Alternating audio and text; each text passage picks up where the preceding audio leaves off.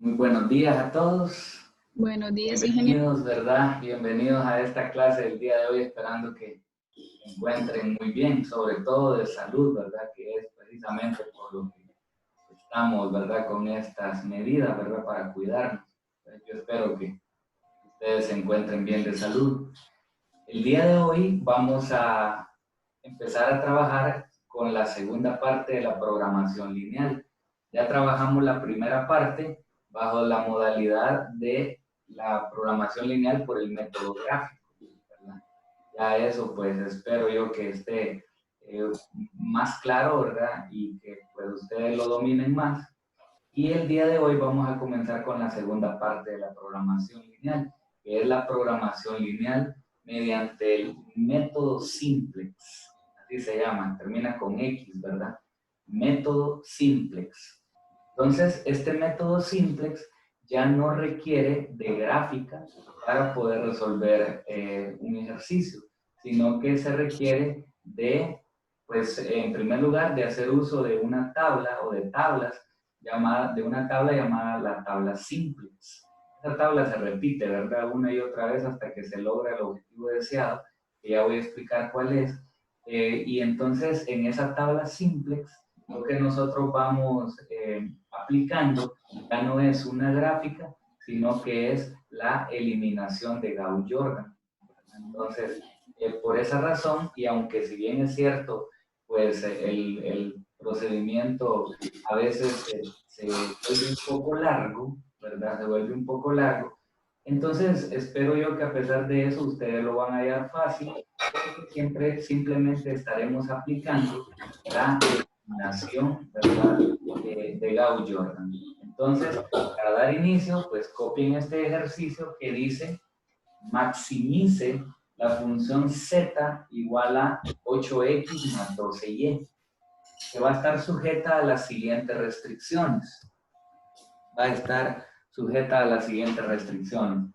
40x más 80y menor o igual que 560, 6x más 8y menor o igual que 72 y las restricciones de no negatividad, x mayor o igual que 0, y mayor o igual que 0, que esas pues ustedes ya saben que no pueden faltar en un problema de programación lineal, sea por el método gráfico o ahora por el método. Nosotros, como esto les digo, solamente lo doy a manera de una pequeña noción o introducción al tema, que si alguien lo estudia más largamente será porque estudia alguna otra carrera, ¿verdad?, que lleva la clase de investigación de operaciones. Entonces yo, lo más que voy a hacer en estas son problemas de que tienen estas dos condiciones. La primera es que son problemas de maximizar, ¿verdad? Y son problemas en las que las restricciones siempre son del tipo menor o igual. Si el problema fuera de minimizar y alguna restricción dijera mayor o igual, ese es otro tipo de problema, siempre del método simplex, pero otro tipo de problema. Yo me voy a limitar a hacer estos problemas de este tipo. Maximizar con restricciones menor o igual. Bueno, entonces vamos a dar inicio. Vamos a dar inicio. Si ustedes se recuerdan, lo primerito que nosotros hacíamos en el método gráfico era que la desigualdad la transformábamos en una igualdad. Eso era lo primero que hacíamos, transformar la desigualdad en una igualdad. Entonces yo venía y escribía 40x más 80y igual a 560 para el método gráfico. Para este método simplex, yo no lo puedo, hacer de un solo así, sino que para poder transformar la desigualdad en una ecuación, necesito agregar una variable. A esa variable se le va a llamar variable de holgura y se va a representar con la letra S mayúscula. Entonces, por ejemplo, la primera ecuación, la primera desigualdad, al ser transformada en ecuación, se vería de la siguiente manera.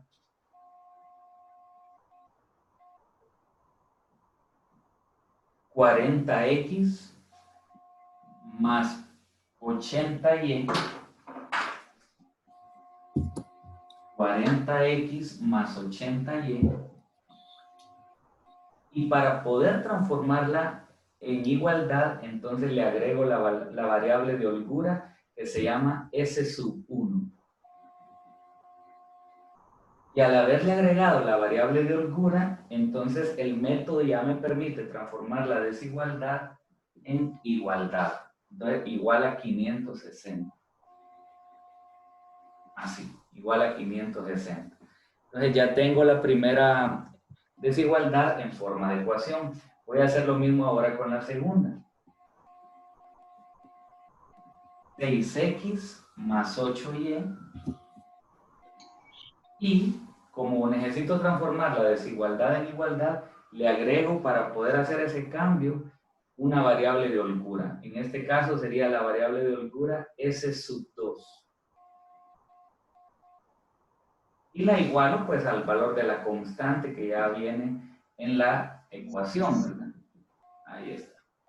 Las restricciones de no negatividad, como siempre, con esas no se hace nada. En el caso del método gráfico, solamente nos recuerda que la gráfica va en el primer cuadrante, y en el caso del método simplex, pues solo nos recuerdan que ni x ni y pueden ser negativas, deben ser 0 o positivas. Entonces ya tengo las desigualdades transformadas en ecuaciones. Ahora necesito la función objetivo siempre debe, al momento de construirse la tabla simplex, debe quedar igualada a 0. Entonces, como yo necesito que la función objetivo me quede igualada a 0, entonces voy a pasar tanto al 8x como al 12y a restar con z para que me quede igualada a 0. Entonces me quedaría z menos, porque lo voy a transponer hacia el lado izquierdo, z menos 8x menos 12y igual a 0.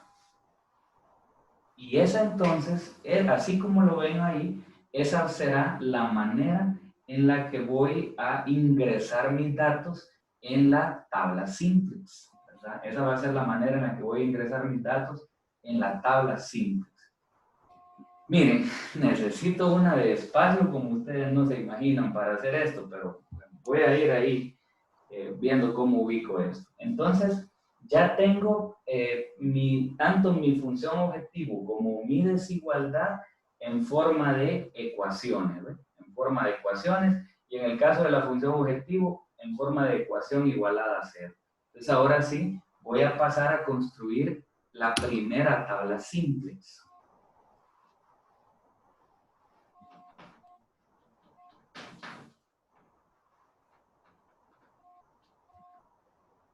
Ok, la tabla, en realidad, pues, si uno mira a diferentes autores, verá que la rotulan de diferente manera. Yo la voy a hacer de la siguiente manera. Voy a poner la variable z, ¿verdad? Que es la que representa la función objetivo. Después de z, voy a poner las variables x y y. Y después de las variables x y y, que creo que lo voy a hacer un poquito más pequeño porque son largos estos problemas. Entonces, z, x y y, después de poner z, x y y, voy a poner las otras variables nuevas, que serían las variables de holgura, s sub 1, s sub 2. Y voy a trazar la siguiente línea. Así, ¿verdad? Así. En el caso de la parte esta vertical, voy a poner a z aquí, y las que voy a colocar acá son las variables que agregué, que son la z, bueno, z va ahí porque es la función objetivo, ¿verdad? Esa debe ir siempre, pero además de z, voy a agregar las variables que agregué, que son S1 y S2. Así, que son las variables de holgura agregadas. Vamos a trazar una línea acá, así, y vamos a trazar otra línea acá. Esto puede estar dividido, ¿verdad? Sin ningún problema. Sin ningún problema. Ahí está. De hecho, en esta parte que me está quedando acá, un poco apretada aquí, lo que va a ir acá en esta columna son los valores de estas constantes. Entonces, pues si usted quiere, para que no nos confundamos, hagamos como hacen algunos autores que le ponen acá. La mayoría no le pone nada, ya, no le pone nada, igual que acá que no va nada, aquí tampoco le ponen nada, pero algunos, y si usted quiere lo puede hacer, le ponen CTE, o sea, constante, para recordarnos que aquí van a ir las constantes. Así que si usted quiere poner constante aquí, lo puede hacer. Así lo hacen algunos autores. CTE y le ponen la constante. Otros la dejan en blanco acá. Lo dejan vacío. Ok, entonces ahora vamos a terminar de dividir esto aquí. ¿Verdad? Y lo que vamos a hacer ahora es completar esta sería nuestra primera tabla simple. La vamos a completar con los valores de las ecuaciones. Entonces vamos a empezar con la primera fila, que es la fila de la función objetivo. Entonces, ¿qué es lo que vamos a colocar en esos cuadros? Vamos a colocar los valores de los coeficientes. Entonces, miren, en el caso de z, coeficiente 1. Para x, coeficiente negativo 8. Para y, negativo 12. Y en el caso de la función objetivo, no aparece ni S1 ni S2. Entonces sus coeficientes son ceros. Y el valor de la constante al cual está igualada la función objetivo es 0. Es 0. Ahora vamos con la segunda fila. En la segunda fila sería la de la primera restricción, en donde tenemos 40 para x. En el caso de la segunda fila, observen que ya no aparece z. Entonces, como no aparece z, z vale 0. Estoy llenando aquí, ¿verdad? Z vale 0. Pero si hay un coeficiente para x que es 40, para y que es 80, para s sub 1 que el coeficiente es 1, no hay coeficiente para s sub 2 porque ni siquiera hay s sub 2 y la constante a la que viene igualada a la ecuación es 560. Vamos ahora con la tercera ecuación que sería, bueno, no tiene z tampoco, entonces el coeficiente de la z es 0, para x el coeficiente es 6, para y el coeficiente es 8, para s sub 1 como no aparece, su coeficiente es 0, y para s sub 2 como sí aparece, su coeficiente es 1. Ese siempre va a ser el coeficiente de S1, S2, S3 si la hubieran, siempre va a ser 1. Y la ecuación está igualada a 72. Así. Entonces ahora que ya viene la primera tabla, ya puedo borrar esto, ¿verdad? Para irme abriendo espacio y seguir con la explicación. Voy a borrar esto entonces. Voy a borrar esto.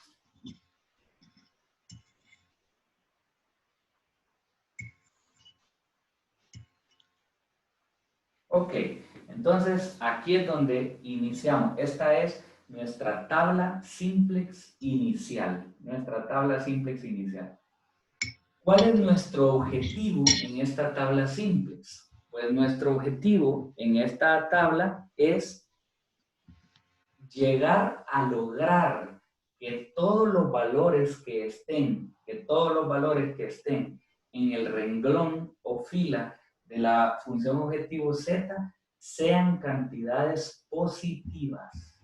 Ahí, ese es el punto, ese es el meollo del asunto, que todos los valores deben ser positivos.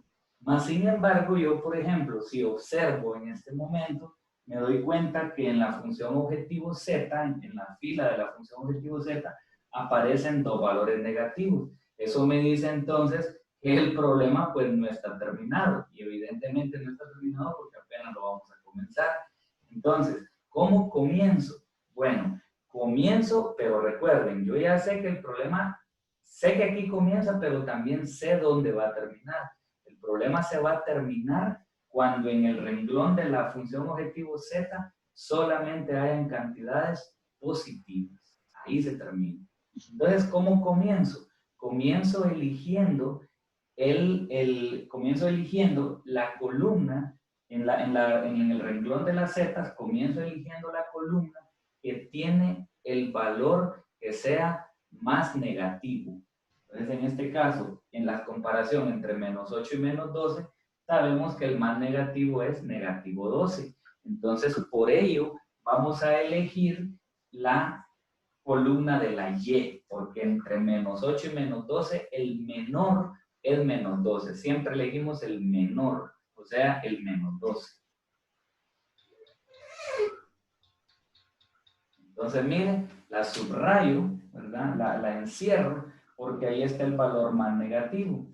Ahora, vamos a obtener, ese es el renglón, esa es la columna, perdón. Ahora esa columna la vamos a encerrar, la vamos a intersectar con un renglón. ¿Con cuál renglón? Bueno, lo que voy a hacer para determinar qué renglón es el que necesito considerar es que sin tomar en consideración el renglón de la función objetivo z, sino más bien hay que considerar los renglones de las restricciones, o sea, donde aparecen las variables, en este caso las variables de holgura, voy a dividir el valor de la constante de donde aparece la primera variable, ¿verdad? De holgura, no la función objetivo, este renglón no.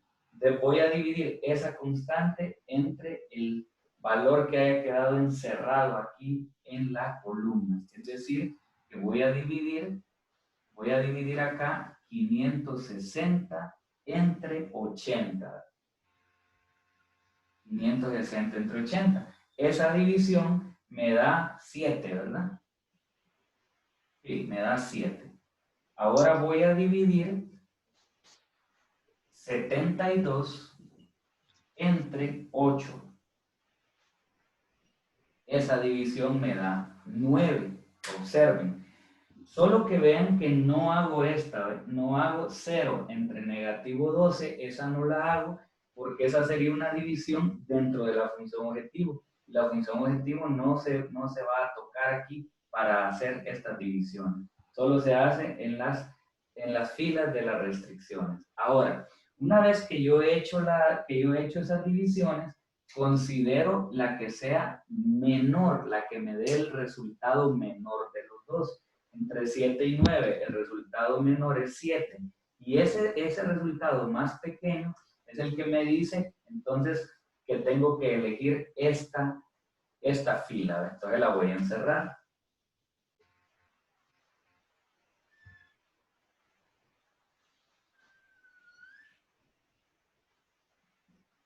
Ahí está. Entonces ya la tengo encerrada.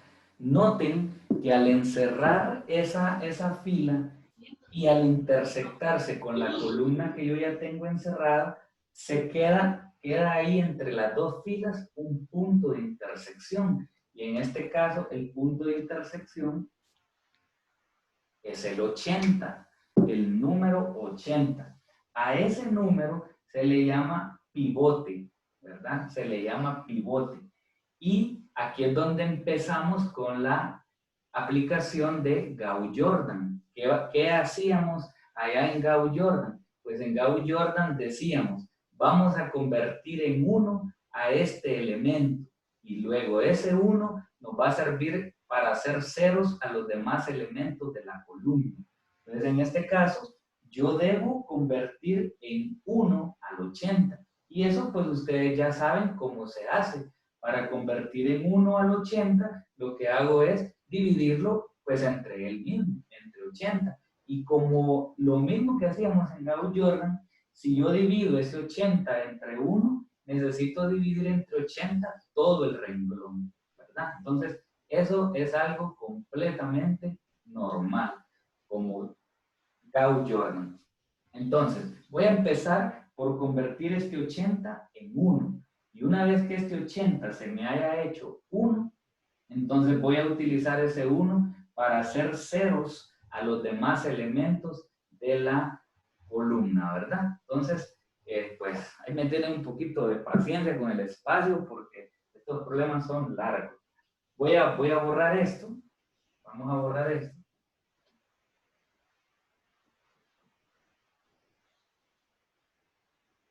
Y por cierto, me refiero a que son largos no tanto en la cantidad de tiempo que hay que invertirles, sino en que hay que ir poniendo varias tablas de estas, pues, y no tenemos mucho espacio. Pero bueno, vamos entonces a indicar, para cuestiones de ubicarnos bien, le voy a llamar a este renglón 1, ¿verdad? A este... o bueno, como de todas maneras la Z no la trabajamos, no sé si, espero no confundirlo con lo que voy a decir, pero como de todas maneras la variable Z, porque es la función objetivo, no se trabaja, entonces le voy a llamar a este renglón 1 y a este renglón 2. Así como le voy a llamar renglón 1 y renglón 2. O no sé si quieren que le llame renglón 1, renglón 2, renglón 3. Le voy a llamar renglón 2. Vamos a empezar con la función z aquí y le voy a llamar renglón 2 a él. Entonces voy a indicar aquí que voy a dividir el renglón 2 entre 80 para obtener un nuevo renglón 2. Igualito que lo hacíamos en Gauss-Jordan. Dividir renglón 1, renglón 2, renglón 3. Voy a dividir el renglón 2 entre 80 para obtener un nuevo renglón 2. Entonces, ¿qué tengo que hacer a continuación? Tengo que volver a construir esta misma tabla simple, pero ya con los valores del renglón 2 divididos entre 80. Entonces, aquí es donde les digo que el espacio es un poco incómodo. Vamos a hacer otra de estas, ¿verdad? Copy, paste acá, ¿verdad? Entonces, Z, X, Y, S1, S2. Z, S1, S2. S2.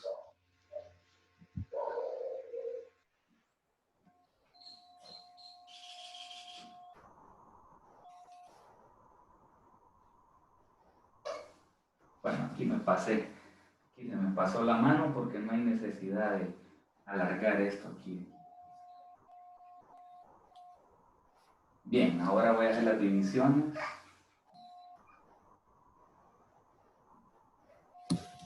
Ok, como con el renglón de la función objetivo no se trabaja, entonces solo lo acopio. 1 menos 8 menos 12. 0, 0, 0, ¿verdad? 0, 0, 0. Lo vamos a completar ahí con ceros. Solo lo estoy copiando. Aquí ya no estoy pensando, sino que simplemente lo estoy copiando. Ahora sí, vamos al renglón 2 a dividirlo entre 80. Entonces, 0 entre 80, 0. 40 entre 80, pues sería un medio, ¿verdad? 40 entre 80, un medio. 80 entre 80, 1. 1 entre 80, un 80avo. 0 entre 80, 0. Y 560 entre 80 dijimos que era 7. 7. El renglón 2, como no lo estoy trabajando, el renglón 3, como no lo estoy trabajando, solo estoy haciendo 1. El 80 del renglón 2 solo lo copio. 0680. 0680172. Bueno, ahí está. ¿Qué hemos hecho de nuevo? Hemos convertido el 80 en 1. Entonces se los voy a encerrar para que tengamos claro que este 80 ahora se transformó, ahora ese 80 se transformó en este 1. ¿Qué voy a hacer con ese 1? Con ese 1 voy a hacer ceros a los demás elementos de la columna. Entonces, en este caso sería hacer 0 a este y a este. Recuerden que esto es mi renglón 2, ¿verdad? Y así, disculpen, así tengo que rotularlo, ¿verdad? No es negociable si le ponía renglón 1, porque entonces, ¿cómo le iba a llamar a este Z para poder hacerlo 0? Este es el renglón 2. Renglón 1, renglón 2, renglón 3. Entonces, ahora voy a utilizar este 1 para convertir en ceros a los demás elementos de esa columna.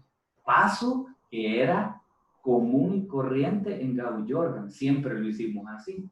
Entonces voy a indicar esa operación. En realidad yo tendría que seguir escribiendo aquí, ¿verdad? Aquí, pero ya no tengo espacio, entonces voy a escribir acá. Voy a escribir acá. Aquí voy a hacer dos operaciones.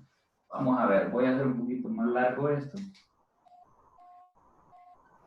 Voy a hacer dos operaciones. La primera es que voy a multiplicar por 12 al renglón 2. 12 al renglón 2 y se lo voy a sumar al renglón 1 para obtener el nuevo renglón 1. 12 por el renglón 2 más el renglón 1 para obtener el nuevo renglón 1. Y ahora la otra operación va a ser multiplicar por negativo 8. Recuerden que como esto es Gauss-Jordan, ustedes ya saben que si yo quiero que este 8 se haga 0, multiplico por el mismo, pero con el signo contrario. Entonces, multiplico por negativo 8 el renglón 2, porque ahí es donde está el 1 que acabamos de construir acá. Entonces, menos 8 por el renglón 2 más el renglón 3, y eso me va a dar el nuevo renglón 3, ¿verdad? Porque yo lo que necesito es que tanto este como este me queden 0. ¿Y por qué necesito que este se me vuelva 0? Porque yo lo que ando buscando es que en el renglón de la función objetivo z no queden números negativos. Entonces esa va a ser la manera de ir quitando este de acá. Entonces ahorita vamos a hacer estas operaciones y vamos a poner los resultados en una nueva tabla simple. Entonces voy a mi tercera tabla. Vamos a ver si puedo borrar esto aquí.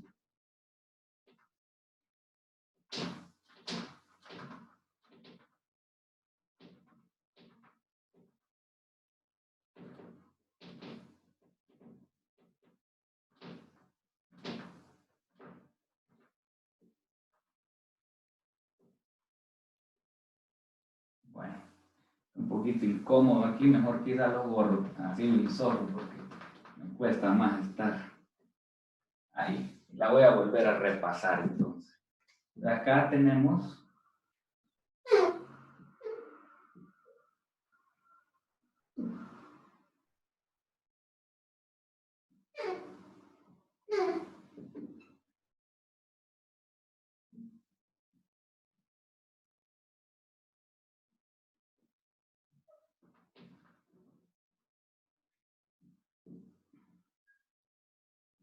ok, ahí estamos otra vez.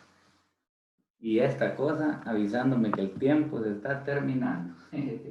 Bueno, vamos entonces a multiplicar. Vamos a multiplicar por 12 a los elementos del renglón 2 y se los vamos a sumar a los elementos del renglón 1. Entonces empiezo. 12 por 0 es 0. 0 más 1, 1. 12 por 0, 0 más 1, 1. 12 por 1 medio es 6. 6 menos 8 es menos 2. Desde que usted viene y dice 12 por 1 medio es 6 menos 8 menos 2, y usted mira que ya en la función z le apareció un número negativo, uno siente un poco así como de desilusión, porque si sigue apareciendo un número negativo en la función z, significa que tendré que hacer más tablas simples. ¿Hasta cuándo? Hasta que ya en la función z no haya una cantidad negativa. Así que sigamos. 12 por 1, 12 menos 12, 0. 12 por 1 ochentavo, y aquí se permite usar la calculadora.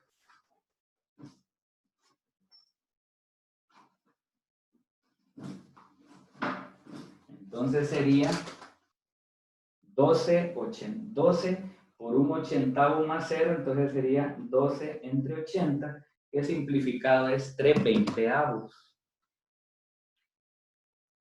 3 veinteavos. Seguimos. 12 por 0, 0 más 0, 0. Y en el caso de las de los valores estos, no los vamos a multiplicar aquí.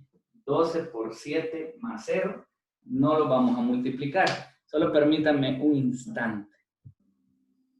Bueno, entonces estábamos multiplicando, ¿verdad? El renglón. Entonces, pues la verdad que 12 por 7 sí lo tenemos que multiplicar porque son los valores, vamos a ver, 12 por 7, 84, son los valores que va a ir tomando la función objetivo. Entonces, 12, recuerden que es todo el renglón, igual que en Gauss-Jordan. Entonces, 12 por 7 son 84 y 84 más 0 son 84 aquí. Ahora, ¿qué hago con el renglón 2? Pues como ustedes pueden ver, no tengo una nueva operación, no tengo una operación para obtener un nuevo renglón 2, así que solo lo copio. 0, 1 medio, 1,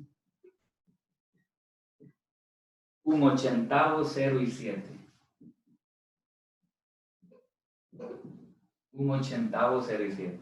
Ahora vamos a obtener un nuevo renglón 3. ¿Cómo lo vamos a obtener? Multiplicando por menos 8 al renglón 2 y sumándolo con el renglón 3. Así que multipliquemos por menos 8 al renglón 2. Menos 8 por 0, 0, más el renglón 3 que es 0, pues es 0. Menos 8 por 1 medio es menos 4 y menos 4 más 6 es 2. Menos 8 por 1, menos 8 más 8, 0. Menos 8 por 1 ochentavo más 0, entonces sería 8 entre 80. Eso nos da un décimo. Entonces, menos 8 por 1 ochentavo es negativo 1 décimo más 0, negativo 1 décimo. Seguimos, menos 8 por 0, 0 más 1, 1. Y ahora menos 8 por 7, menos 56 más 72. Entonces 72 menos 56 son 16. Son 16. Bien, entonces, ¿qué hemos logrado entre esta tabla y esta tabla? ¿Qué avance hemos hecho? El avance que hemos hecho es que aquí yo tenía dos valores negativos para z y en la nueva tabla simple hay un único valor negativo en la tabla, en el renglón de z. Hay un único valor negativo. Entonces, ya vamos avanzando. Volvemos y ahí digamos que terminó por completo nuestra primera fase. Ahora vamos a repetir nuevamente vamos a repetir todo lo que hemos hablado con el fin de lograr que este menos 2 se quite de acá, desaparezca. Entonces, ¿qué voy a hacer? ¿Qué voy a hacer? Lo que voy a hacer ahora es que voy entonces a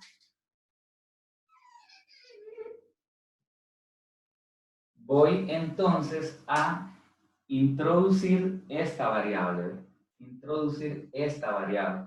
¿Por qué? Pues porque ahí es donde está la variable negativa. Acá. El valor negativo de la función z. ¿Con qué valor? A ver, voy a borrar esto. ¿Con qué valor, o mejor dicho, con qué fila la voy a considerar? Pues ahorita no lo sé. Recuerden que la función objetivo z no se considera para decidir qué renglón. Solamente son donde están las variables, ¿verdad? Donde están las variables de las restricciones. Entonces, en este caso, que por cierto, ¿verdad? Esto es opcional ponerlo, así como algunas ponen constante y otros no. Estas son opcionales. La que sí se tiene que poner es z, ¿verdad? Esa sí se tiene que poner porque es la que le recuerda a uno que esta es la función objetivo. Si esta las quiere poner, las puede poner o no. Le digo eso porque a veces se vuelve un poquito confuso el hecho de que, digamos en el anterior, cuando yo vi que entraba cuando yo señalé, y ahí discúlpenme por eso, cuando yo señalé que entraba la segunda fila, entonces, o mejor dicho, cuando yo encerré la segunda fila, el lenguaje que se va utilizando aquí es que entra tal variable y sale tal variable. Entonces, cuando yo consideré la columna que entró y la columna es la que entra, y consideré la variable, ¿verdad?, que salía, que es la horizontal, entonces algunos autores van haciendo el cambio aquí en esto. Entonces, ya aquí, como entró la variable, creo que el mayor que estaba, no recuerdo el problema original. Vamos a ver. Vamos a ver, permítame un momentito, solo para... Esto es cuestión de gustos, en realidad esto, a ver, nosotros teníamos 40x menos 8x menos 12y. Ajá, sí era, desde el original ha sido este, menos 12. Entonces yo podía decir entra y sale la variable que se encerró, que creo que como era el segundo renglón, era S1. Entonces yo aquí cambio el S1 por el Y. Entonces puedo ir poniendo Y aquí y Y acá. Esas son cuestiones meramente de estéticas, por así decir, en el problema. Si usted quiere las hace, si no, no las hace. Bueno, vamos a introducir, como les estaba diciendo, desde las funciones donde están las desigualdades, ¿verdad? Las variables donde están las desigualdades, vamos a introducir la que se divida, que al dividirse, mejor dicho, entre sus respectivos valores de la columna, me den el resultado mayor. Recuerden que esta parte de ahorita es exactamente la misma anterior, solamente que duplicada, ¿verdad? Entonces, ¿qué voy a hacer? Voy a dividir el valor de la constante 7 entre el valor de la columna, que es un medio. Si usted divide 7 entre un medio, pues nos da 14. Y acá, al dividir 16 entre 2, nos da 8. Nos da 8. Nos da 8. Entonces, repito lo que le estaba diciendo. Para el anterior, como